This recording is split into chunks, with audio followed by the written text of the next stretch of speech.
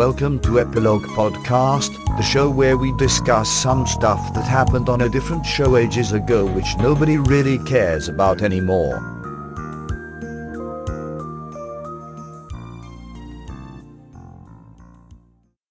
Hello, I'm Portponky. And I'm LeBloc. Today we're discussing Deep Space Nine, Season 6, Episode 6, Sacrifice of Angels.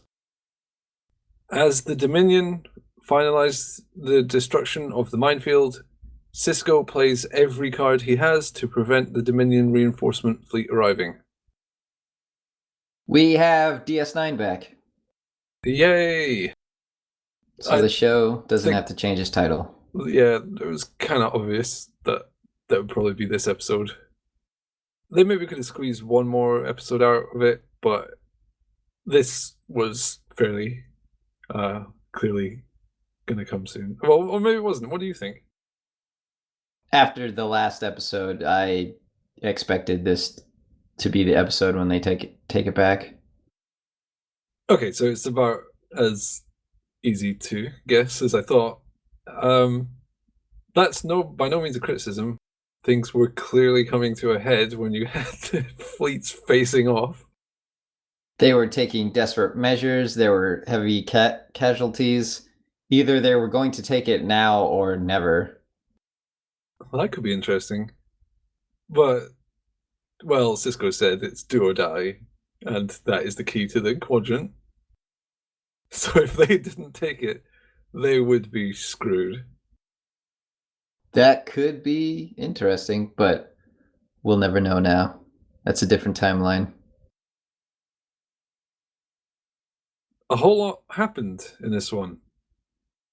There was a death foreshadowed by the title. Not who I thought it would be. Yes, your predicted death never happened, but someone died. The owl.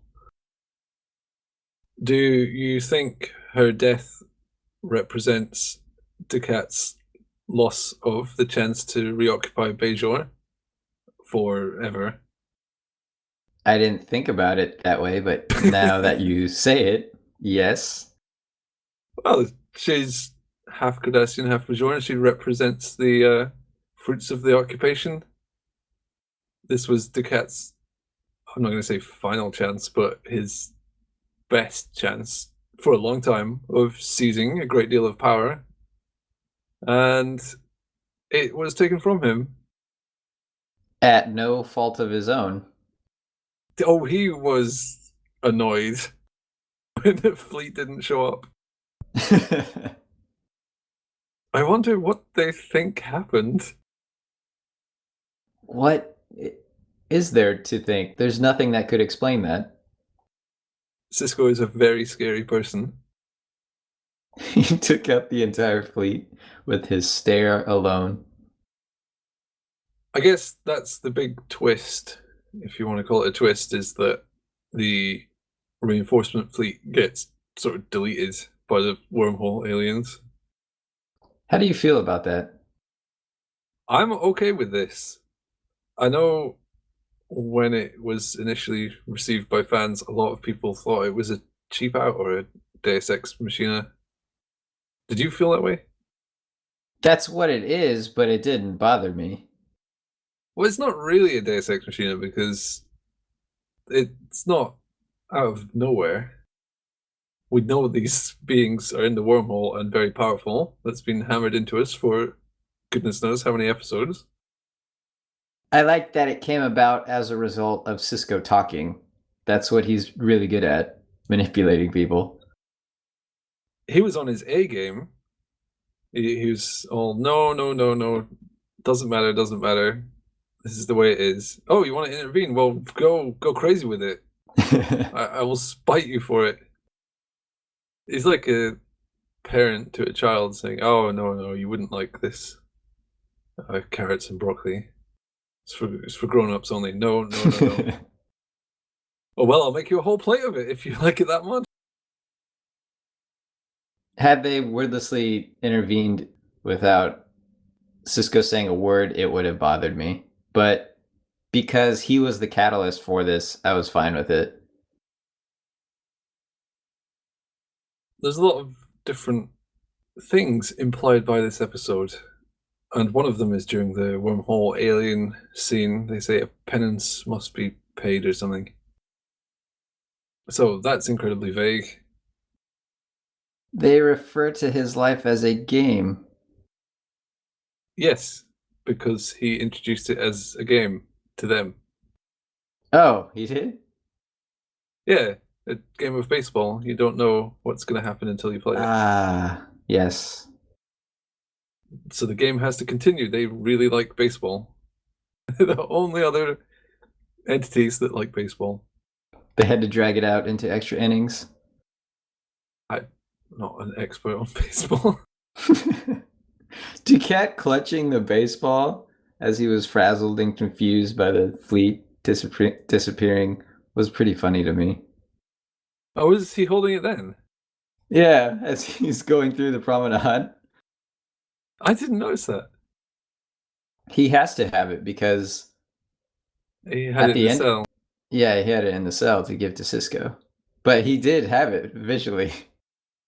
I'll have to go back and look. That's pretty cool. Did he have it when he was madly grieving for Zial? Oh, I didn't check then. I don't think it was visible then. Popped it in his pocket. Wait, hold on. I need to grieve. Let me hold on to this. They've actually got Ducat in a prison cell, and he's gone crazy with grief. Or he's a great actor. He's not that good an actor. He's not Cisco. I like that Zial was never able to completely detach herself from Ducat despite his awfulness. Kids are programmed to like their parents, even if their parents are jerks. And I guess in Kardashians, that's even stronger. She seems too young and naive to realize what damage he's doing to her. So I like that she kept coming back to him, just even though it was bad for her. It was established quite early on that to Kardashians, family is everything. Oh yeah, that's a good point. I think Zial was all the family Ducat had left after his other regular family left him. I say all that, but then she did decide in this episode to break away, saying, "No, I'm staying." So she did start to make that transition. She had no choice but to stay because she was she assisted the resistance. If that was ever found out, she would die. She would be put to death. Which is what happened. Executed to bits. Well, yeah, exactly. So she was right. She should definitely not go with the cat. Demar will kill her. Her dying words should have been, "See, I told you. This is exactly why I wanted to stay." This is what I'm talking about. Exactly this kind of behavior which gets me killed. Damar did not hesitate. No, that was quite strange and surprising. Why would he think that would make the cat go? Well, if he can't do anything for his daughter, then maybe. I'm trying to think like Damar. Damar is smart, though. He's a clever guy, and he's efficient and motivated. It makes no sense if someone's having a tearful goodbye and you just murder the person and say, well, they're dead now, so come on, let's go. Well, Who would say, oh, yeah, I guess? he sees Zial as an anchor, and he's getting rid of the anchor. So in his mind, he thinks he's freeing Ducat of this obligation. He did say earlier she doesn't know what it means to be Ducat's daughter. That scene helps a lot with the killing of Zial later. You understand why he did that. He doesn't trust Zial, doesn't think she is a proper daughter, whatever that means. I mean, he doesn't say that, but... Yeah, you get the feeling there's some underlying prejudice. He wants her confined, suspects her as a conspirator, which he was. so wasn't totally unfounded. Quark had a little prison break. Quark is a hero. Yeah, he actually saved the Alpha Quadrant. Well, I mean, everyone chipped in, but Quark chipped in too, and he doesn't usually. I love how they whittled it down to him, how he was the only person who could do anything. It was natural how it came about, how everyone else was held for questioning. Quark is just a dude at a bar, they wouldn't suspect him. And then he rose to the occasion. It was awesome. It's a great little shot of him with his eyes wide open, realizing that he's the only one left. Yeah, that was a great shot. Because that's when we realize it too. Oh wait, this Quark has to do something. He's forced to. If he And wants he's to get mad profit selling root beer.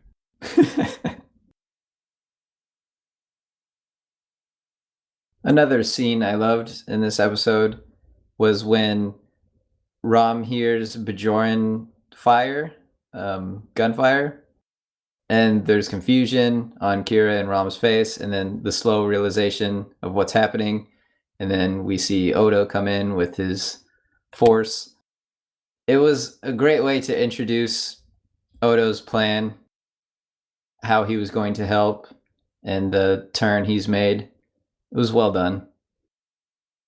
That wasn't the only decoy line. Why would the Jem'Hadar be using Bajoran weapons? Later on, when the fleet disappears, O'Brien says they've cloaked. It's good to aid the viewers' confusion by making characters get the wrong idea. Because, well, I mean, that makes sense. It's kind of obvious, but a lot of the time in this show, they jump to conclusions without actually exploring a bunch of other feasible possibilities. How strange would it be if they saw those ships disappear and think, oh, the wormhole aliens have intervened and made them go away? Who, O'Brien? Yeah, he has no reason to think that first. Yeah, because Cisco never says anything, and seemingly no time passes. So That's the impression I get. Yeah, do any of them actually know what happened to the fleet? As far as what we're shown, no. Would they all be rejoicing and clapping when they got to DS9 then? They could, yeah, the fleet could be waiting in the wings. How do they know that it's really gone? They don't know what happened. Let's just assume the best. Ships just disappeared in front of them. All they have is Cisco saying wherever they went, they're not coming back. And they have no idea why he said that. He has misplaced confidence all the time. He could be making that up. This situation is definitely fine.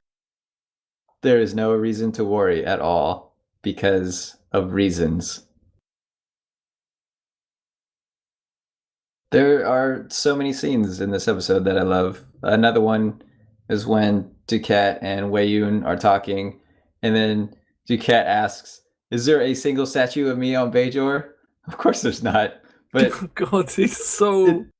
you want to shake him. It's a wonderful line because he would say that, and it helps informs his actions, it informs the audience of his actions and why he says the things he does. It's so good. He sees himself as this great person, a liberator. He's helping the Bajorans in his mind.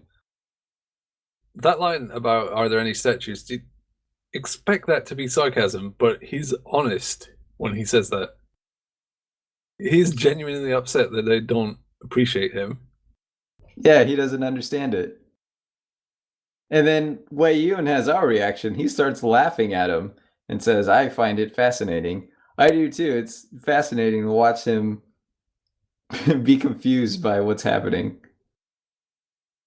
He's a well-written madman because a lot of TV crazy villains are either way too crazy for them to ever be in the position they're in, or just not really crazy or silly in some way. But the cat's got very unbelievable brain problems. Well, you keep referring to him as Hitler, and that works well because Hitler thought he was doing everyone good. He thought, well, I'm helping out the human race. This is how we need to evolve and not poison the well. In that same conversation, Wayne said Earth must be destroyed. He's right if they want to win. I don't think they would necessarily win if they destroyed Earth. No, it wouldn't be an auto win, but it would help their cause. I think it would certainly enrage the Federation. Maybe. By which I mean, yes, it would. So that was another little, I don't know what you want to call it, sign? Foreshadowing, perhaps? Who knows? Or maybe it's just a throwaway line. The female changeling had one as well. She said that looks like this war will go on longer than we expected. I expect both of those lines to have payoffs. Earth's gonna get destroyed. Something will happen to Earth. It's strange for him to say that and then never have anything happen. Well, yeah.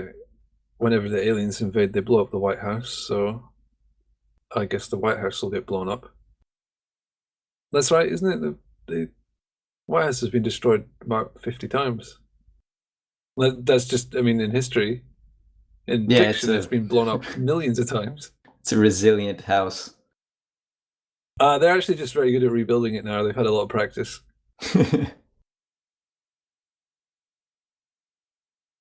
What did you think of the big space battles? I liked them. They still look fine. They weren't incomprehensible scenes. I could tell what was happening. And they didn't overstay their welcome. Oh, I think I mentioned this before, but this was the first episode where all the space stuff was computer generated. Yeah, and it looks good. In fact, generated by two different companies. The first half of the episode was one company, the second half was another. Were they pressed for time? Oh, it was like 95, no, 97 or something. So it's probably not time, it's simply the workload for the computers and the workers was probably quite enormous. I mean, nowadays I'm sure it would just be one guy in an afternoon. Yeah. When that stuff was first coming out, it would take forever to render 1 second of CGI, so that's not surprising. That's still the case, though. Oh yeah, because they become more complex and dense. Yeah. For example, Frozen, I think the average frame render time was something like 130 hours. Oh my gosh. So 1 second would probably take 130 hours because they render it on a farm simultaneously, but you know, a long time. This wraps up the DS9 ownership feud. So, aside from this episode, how do you feel about the 6 or 7-parter, if you want to include Call to Arms from the end of the last season? I loved it, and I hope they take more risks like this. At the time, it was the longest sequential Star Trek multi-parter. And also had the biggest space battles that they'd ever done in Star Trek until that point. But they repeatedly beat that record in Deep Space Nine. It's strange to watch a show this old have this much continuity where you won't get the impact of this episode unless you've seen the previous 6 or so. And that was unheard of back then. Well, they were just bouncing off Babylon 5 Season 4, which aired at the same time as Deep Space Nine Season 5. And Babylon 5 is super continuous for most of the 3rd and 4th season. Okay. And it absolutely shines because of it. It wasn't common, though, is what No, I'm getting not at. really. You had serial shows and you had sort of Monster of the Week shows, but this is something in between. A lot of people are bitter about Deep Space Nine versus Babylon 5. How do you feel? Oh, it's good. I like Deep Space Nine, I like Babylon 5. Yeah, I think Deep Space Nine probably, I'm not going to say copied, but was influenced by Babylon 5. This six-parter, if anything, is the biggest evidence. But that is only good because it made Deep Space Nine better. And I'm sure Babylon 5 was probably influenced by Deep Space Nine as well. These things aren't made in vacuums. No, because the writers couldn't breathe. And they're too noisy. I think it's time we hear a few words, a quote, if you will. A true victory is to make your enemies see they were wrong to oppose you in the first place, to force them to acknowledge your greatness. Yeah. That's a good villain line. Great villain line. It's not enough to win. Winning isn't even winning. The cat really is mad. How often does that really happen? I don't think. I'm trying to think of any historical examples where people got invaded and then a while later they were like, oh, we should have just let you take over. There probably are examples, but I don't think the cat's gonna be getting many true victories. No, and I don't think he'll get that statue either. I'm sure he can Make his own? That's probably the only way it would happen. Why did you pick the cat's mad rant about winning over some of the other good stuff? There's a very touching line from Garrick at the end about Zial's death and her loving him. About I could never figure out why she loved me. Yeah, that's a good line. I probably never will. No, I don't think he says probably. He definitely never will. As Bashir and O'Brien were also quoting Charge of the Light Brigade by Alfred, Lord Tennyson. A poem with which I'm not familiar, but it was obvious right away they were quoting something real. Do you know the Iron Maiden song, The Trooper? Yes. Oh, it's basically the same thing. Oh, okay. That's why they don't want to say how it ended. To answer your question, I chose Ducat's quote because it captures his essence so well. And then it makes his fall and defeat even greater. The unreasonableness of the comment, "You must make your enemy acknowledge how great you are," it kind of highlights how unreasonable he is. I don't think he will be missed by the Dominion. No, they'll be glad to be rid of him. They've got Damar. He's actually a lot worse than Ducat because he's, well, not nuts and smart and efficient.